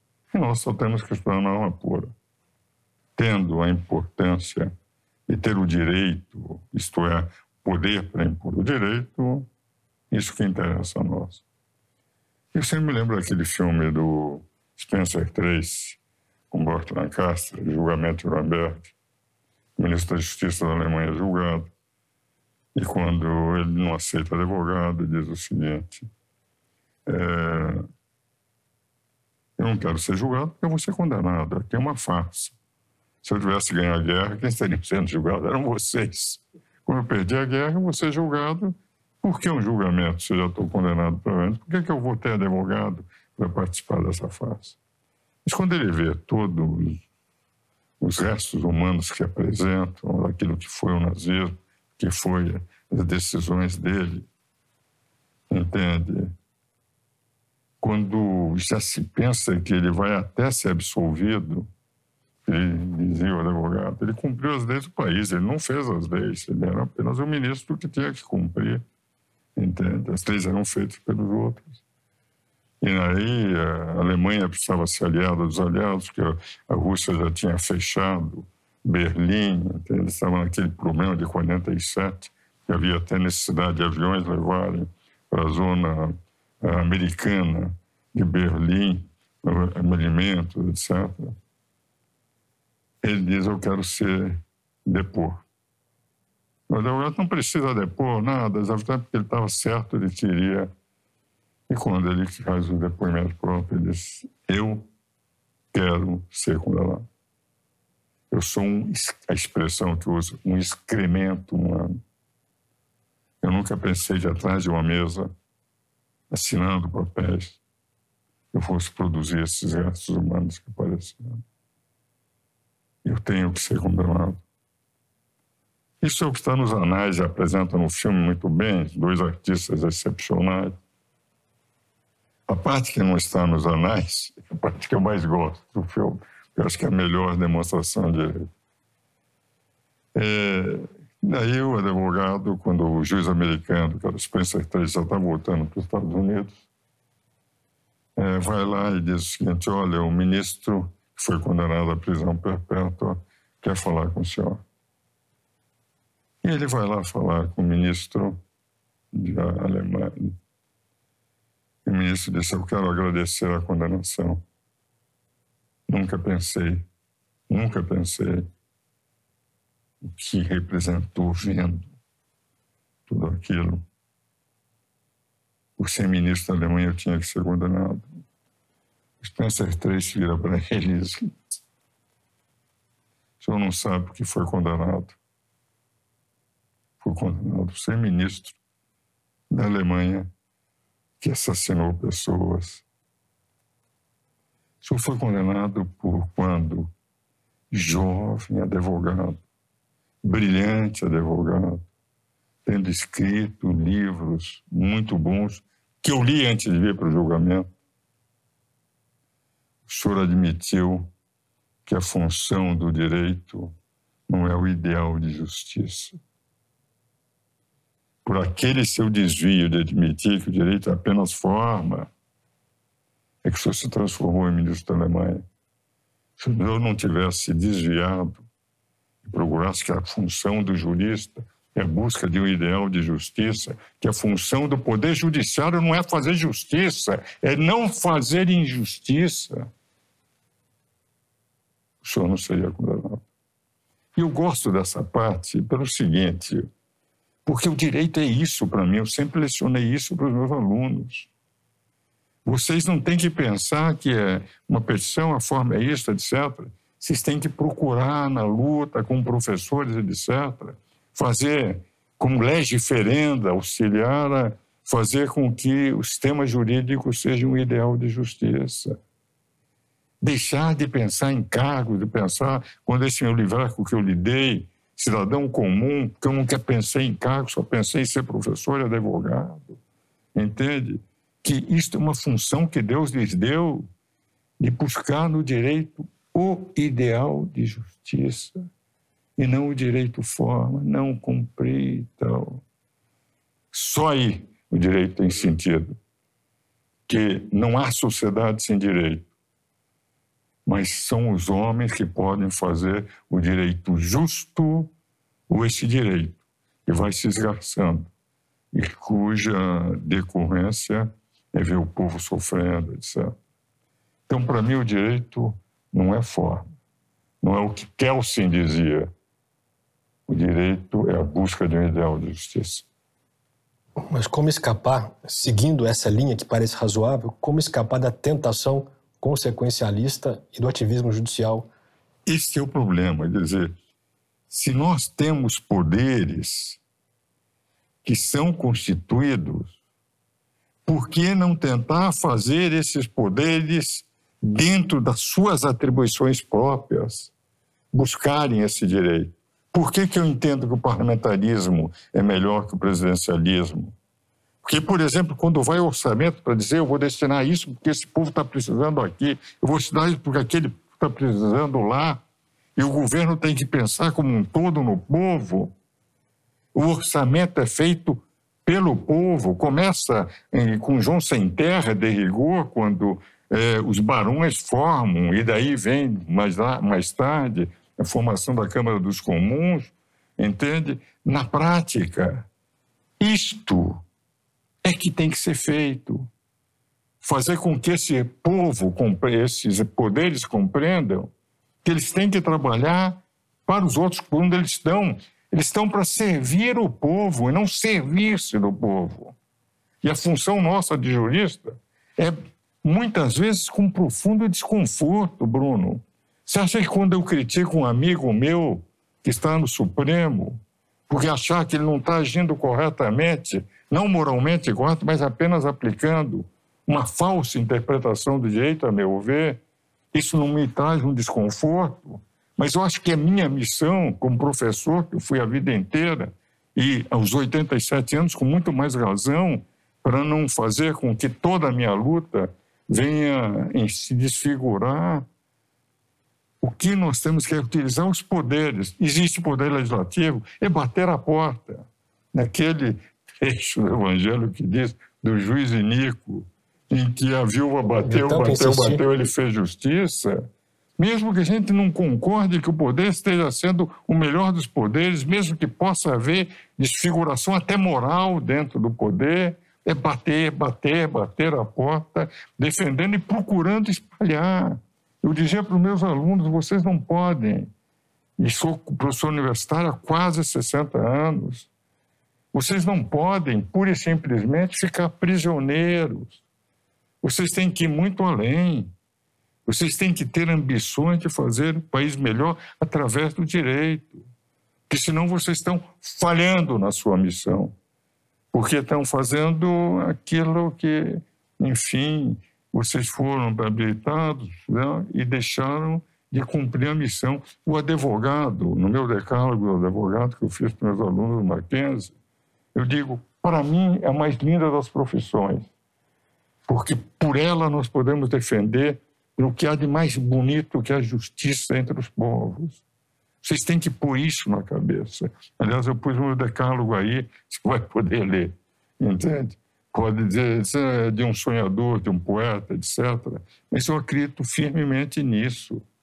Eu tenho que impressão, Bruno, se nós não pusermos na cabeça de cada aluno de direito que essa luta não é por ter poder aqui, poder alavancar lá, por crescer, para ser alguém, mas ao contrário, de esquecer de ser alguém e pensar em fazer os outros alguém, entende?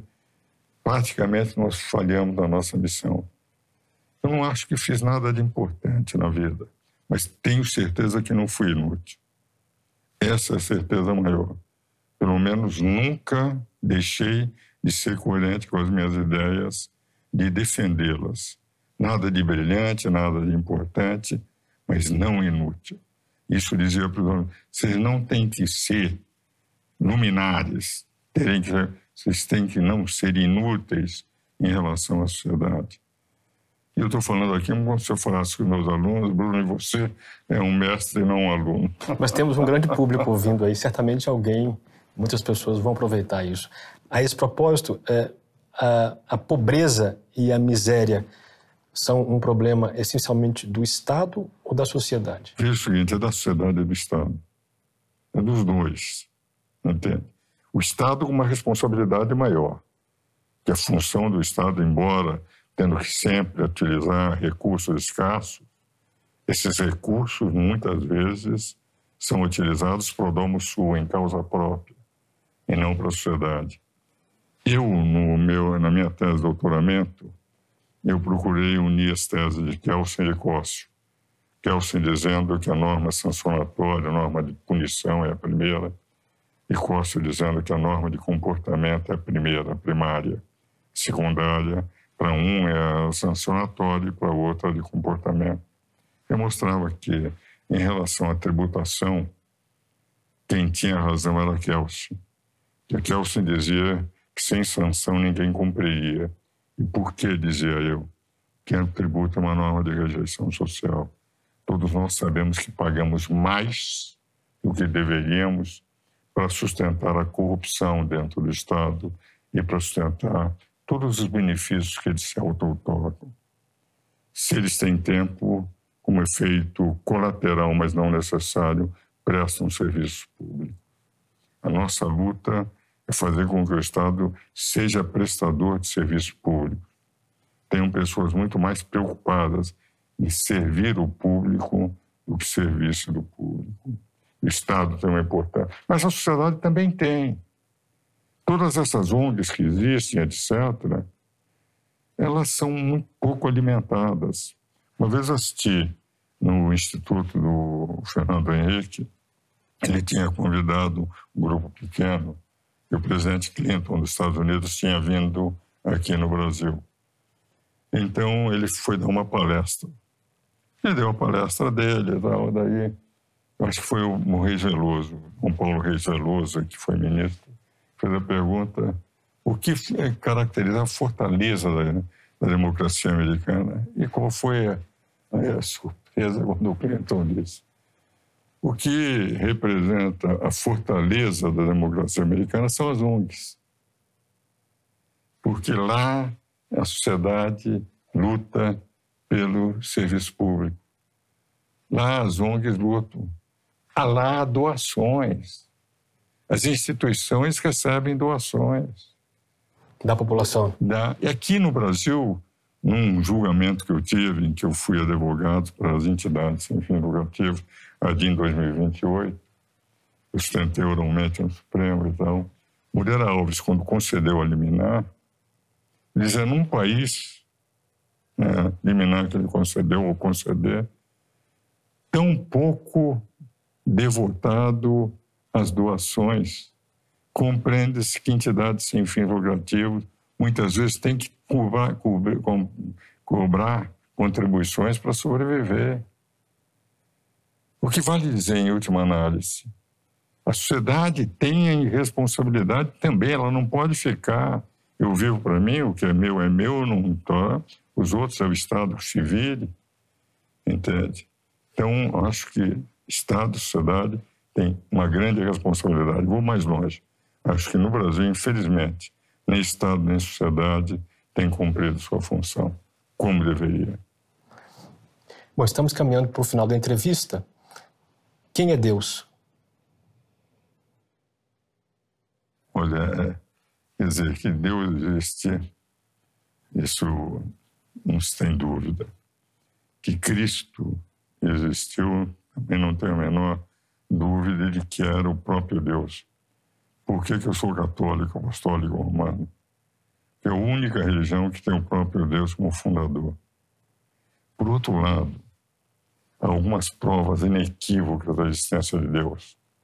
Carl Sagan universalizou o conhecimento do universo para o povo, através daqueles programas Cosmos, etc.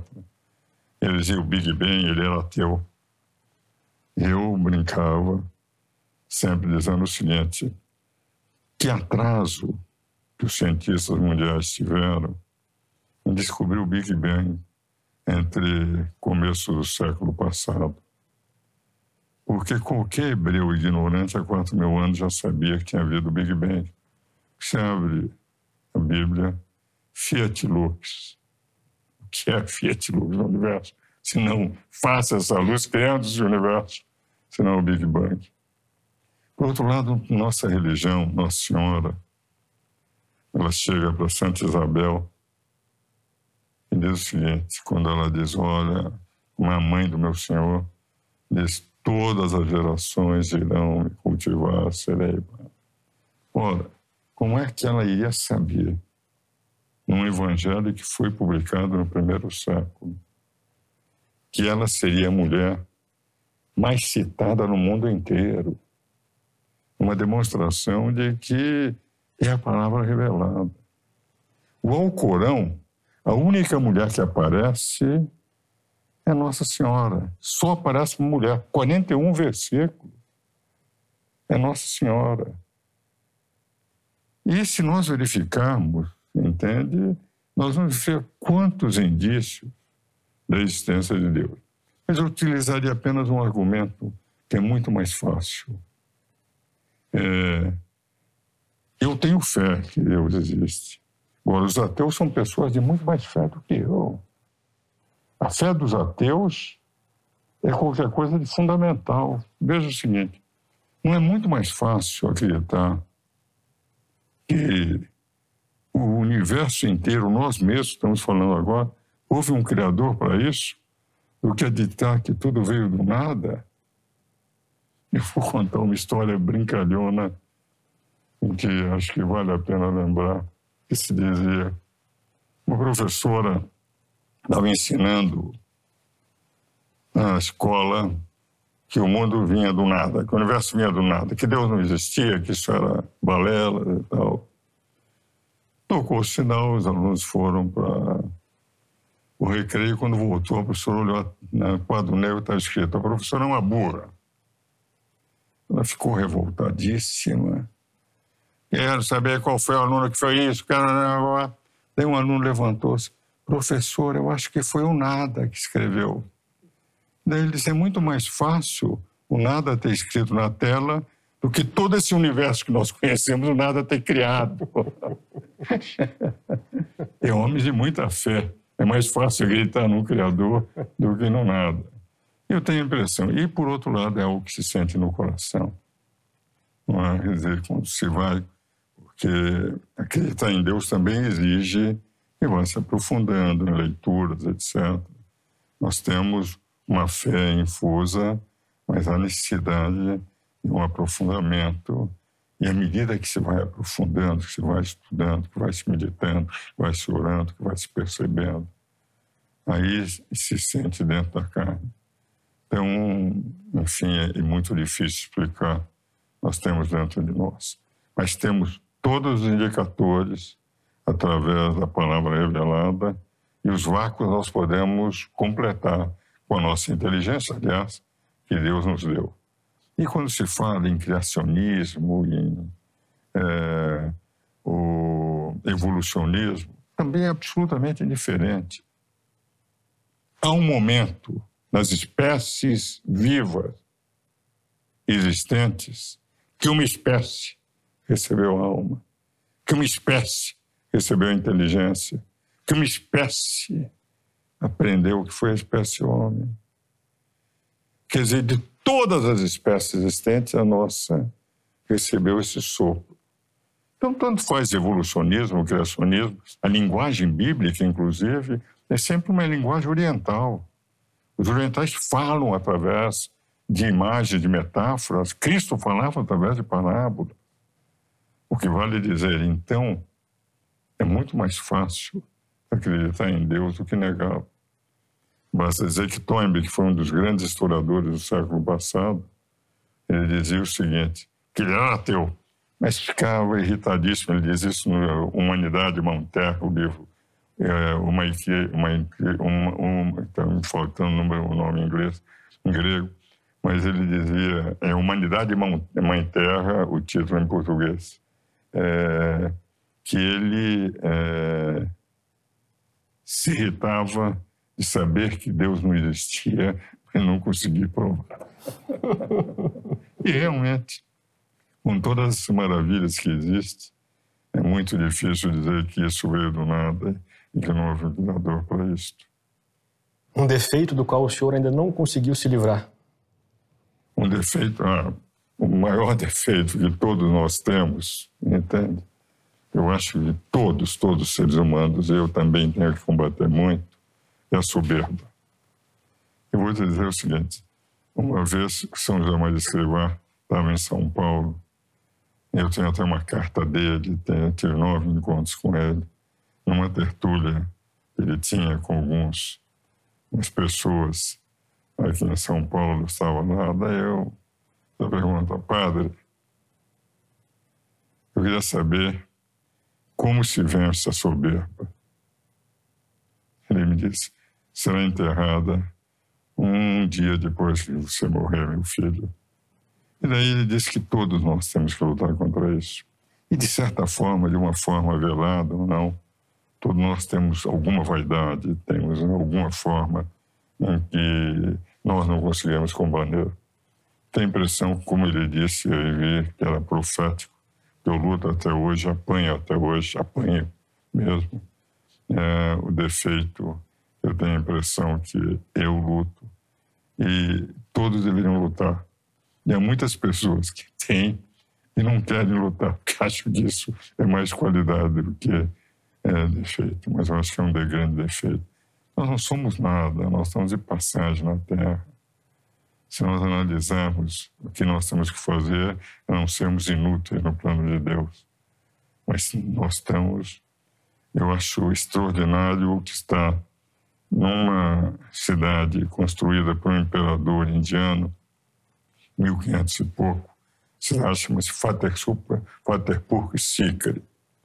É uma cidade que se conserva até hoje, embora ele tenha vivido lá só 14 anos, porque era muito seco o que ele deixou, mas ela se conserva exatamente pelo tempo seco. E tem uma ponte para a entrada da cidade, não tem mais água embaixo, nem nada, mas tem uma legenda na ponte que eu acho extraordinária.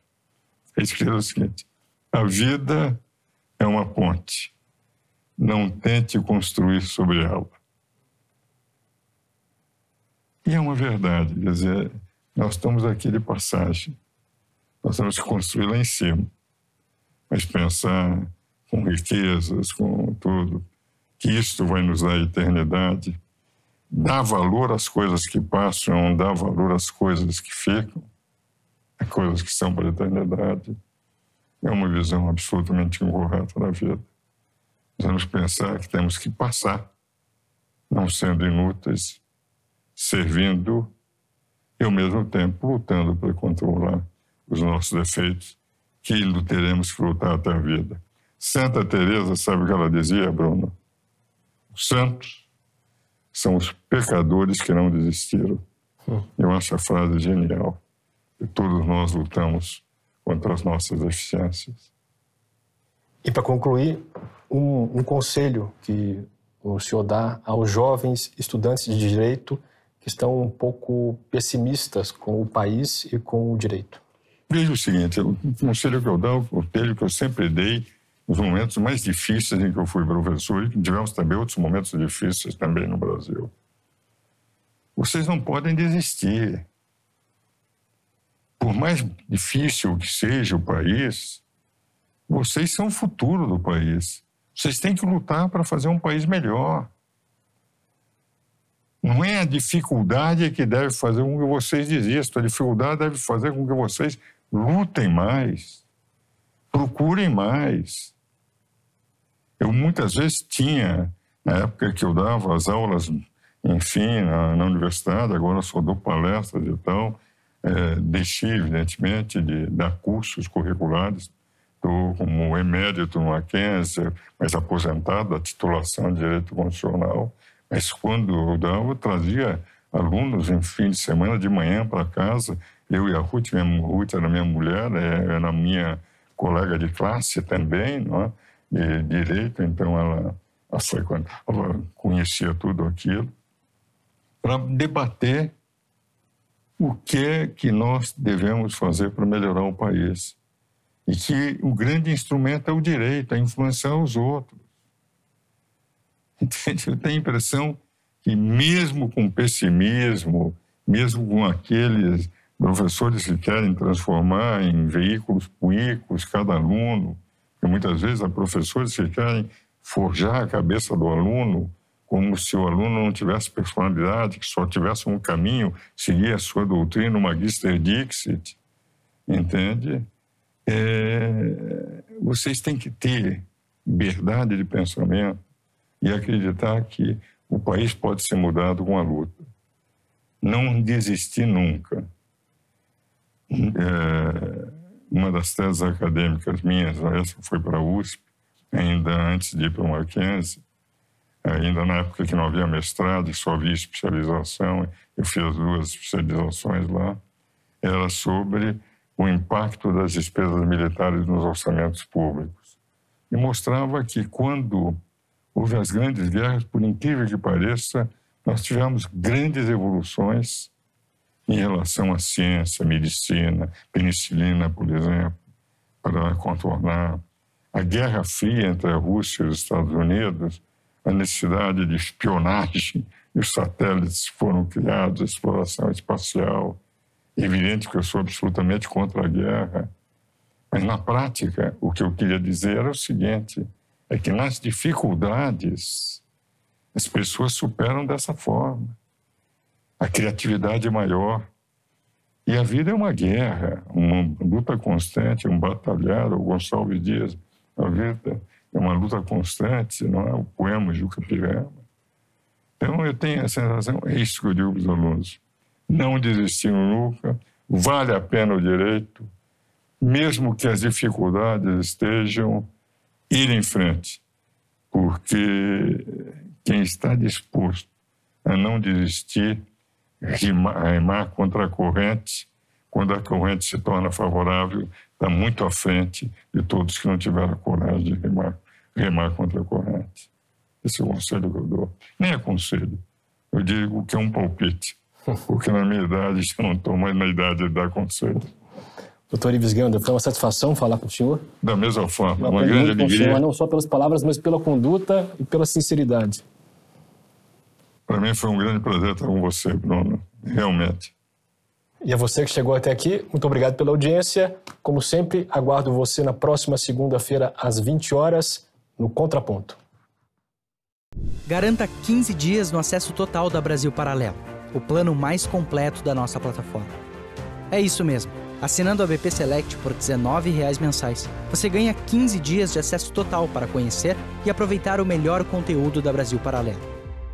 Além do novo filme Human Life, A Vida Sempre Vale a Pena, você libera muitos outros filmes e documentários selecionados a dedo pela nossa curadoria e conteúdo infantil seguro para todas as idades.